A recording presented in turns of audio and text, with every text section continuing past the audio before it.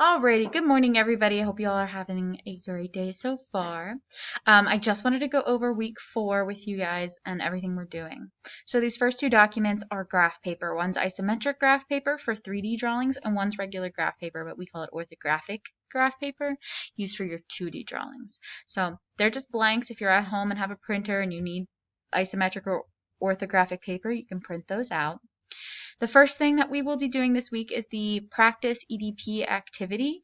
This is called Kitty Conundrum, and it walks you through practicing the engineering design process and the problems, or walks you through the steps with that. So there's a problem and you have to solve it, and you'll fill out the worksheet with that. You're only doing steps 1 through 3 because steps 4, 5, and 6 cannot be done unless we were to physically build it and test it. And that is not the case. We are not doing that. So it only has you doing steps 1 through 3.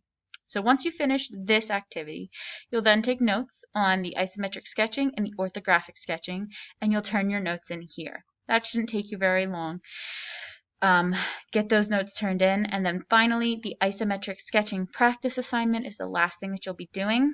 And this one is printing out the isometric paper or grabbing some isometric paper from my room when you're here.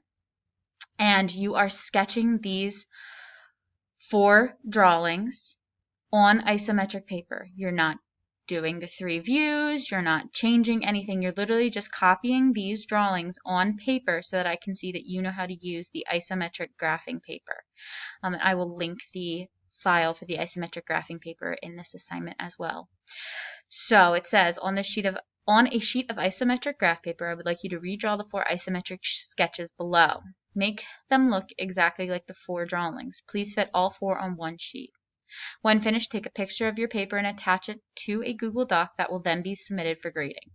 I want to see if you can use the isometric graph paper to correctly draw the 3D objects on it.